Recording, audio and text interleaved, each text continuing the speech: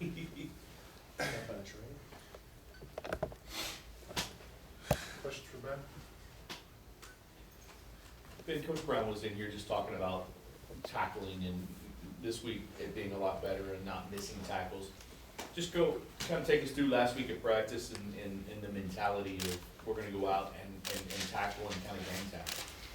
Well, the emphasis of practice throughout the week, even this week, is always getting to the ball. You know, getting to the ball, hustling, everybody just flying to it. It's, you know, it condenses the running lane, you know, allows runner to, like, you feel me, not go too much further. So, you know, getting to the ball and, you know, wrapping up throughout practice, even just studying up the scout team guys, that was probably the big difference. Yeah, Ben, as somebody who practices against Malik all the time, watches him play, he puts up huge rushing yard numbers. What is it, you know, that makes him so effective? Is it the ability to change speeds, change direction? Is his speed, his ability to anticipate plays? What makes him so good? Now, I'm going to tell you this story, not to try to embarrass myself, but it was one time during, I think it was, say, spring ball, early fall camp, and it was just like, you know, I think when I approach players, you know, even teammates, people on our team, I just look at them and I'd be like, all right, they're just another human. But that Malik kid, he's something different. I was going to go chase him one time. It's like he'd take an angle, and then he'll, like, take another angle so quick, and it'd be, like, hard to change directions. Even myself, like I said, I fell on my face one time trying to tackle him, so it was bad in general. But, you know, Malik is just it's his speed and ability to change directions. That's the biggest thing for him. Ben, you came in as a highly rated recruit last year, spent the year redshirting. How big was that stretch for you to kind of take your time, learn the system, and prepare for this year? The biggest thing for me, especially coming in, it would be like, I could say, you know, I came in and my expectations for myself was already high, and I was just like, I want to be that guy right away.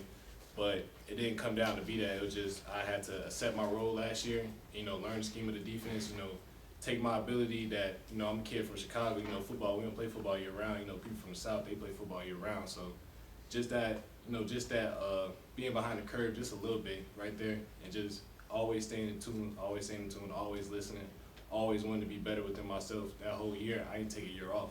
It was just, y'all ain't see me for a year. So physically, mentally, I prepared myself for this opportunity I got right now, and I'm trying to make the most of it. From the first game at Syracuse until this past week, how much have you improved in just the speed of the game? And as you said, you were working, but game speed is different, is it not? And how much do you feel like you've improved in a game in the first 4 weeks? You know, me, myself, you know, being out there for the first time against Syracuse, like I said in my previous interview, that I was just amped up. I was just like, you know, in the height of the moment. I would say as the weeks has went on and, you know, this past game is in UCF, I just calmed down. I played within myself. I got to, like, you know, start being able to disguise more, start being able to show the quarterback different looks and stuff. So, you know, being able to just hone in on those details, especially with my young self at 19, if I can continue to build on them skill sets, by the time I'm a senior or even a junior or even next year, it's just going to look even better. So just little stuff like that, I try to, like, remember. And then also playing within the scheme, always, you know, doing my job and assignment and make sure I do it well.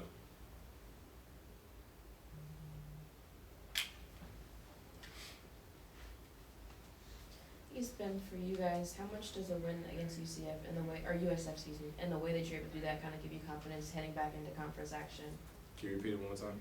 Just the way that you guys were able to shut USF down, and, you know, they were averaging, I think, 202 yards rushing, and you guys held them to, I think, a little over 100 in total offense. How much does something like that give you confidence heading back into, you know, ACC action and going against Boston College?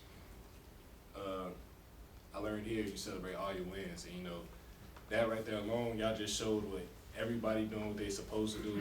Everybody just running, hustling to the ball. Everybody trusting within the coaching. That right there alone just displayed itself against USF. So, you know, right there alone is just a confidence booster as a whole team morale. So, you know, going back in and approaching BC, we take what we learned against UCF, FSU, and USF, take the good and the bad, and, you know, just apply it to this week as well. As a player, and I asked Coach about this, in terms of how he deals with, or holds players accountable for penalties, and you know, the difference between, I guess, holding you accountable and calling you out. As a player, how do you feel about that when you see yourself commit a penalty on film, and you know, the coach is making a note about it? I mean, do you feel like you need to be held accountable, or, you know, I mean, do you take it any? Well, Coach Sack and Coach Brown, you know, they preach player-led program. So before the coach even get on you, a player gonna get on you. So that right there alone, I don't want to let my teammate down. Let alone I don't want my own teammate yelling at me. So it's obviously a big accountability. I almost had a offside against FSU, and you can see me on film just clap my hands because I'm like, dang. You know, I get pulled out the next play, but you know that don't affect me mentally because coach put me back in. I make a play the next time, come back out. So that alone, like our coaches get on us, but our teammates gonna get on us before the coaches get on us. You mentioned being a boy from Chicago and you don't play year round up there. How do you become the player you are in Chicago when you only play? I mean, obviously you're not gonna play much outside in the winter. I mean, you know, of course, you know we got our 707 programs out there, so it's all about the want to. Like, how bad do you really want it? How bad do I really want to get better? I had my dad pushing me when I was younger. You know, always staying in tune, always doing this, always doing that. You know, he ain't never really praised me too much on what I did good, but she always remind me, hey, you messed up right there. You messed up right here. So you feel me? So just reliving the mistakes in the back of my head always prepared me for the next opportunity. And then also, you know, I come from a Catholic school, a private Catholic school. So, you know, right then alone, being at Mount Carmel, we getting up at 5, 6 in the morning to go work out. You know, most high schoolers ain't really doing that. So me going to them workouts and be like, all right, I'm gonna lock in, I'm gonna do this, I'm gonna do that. It just kind of carried me and made me better than my environment, I'd say. Anything else? All right. Thanks, Ben. Thank you. Thanks, Ben. Thank you.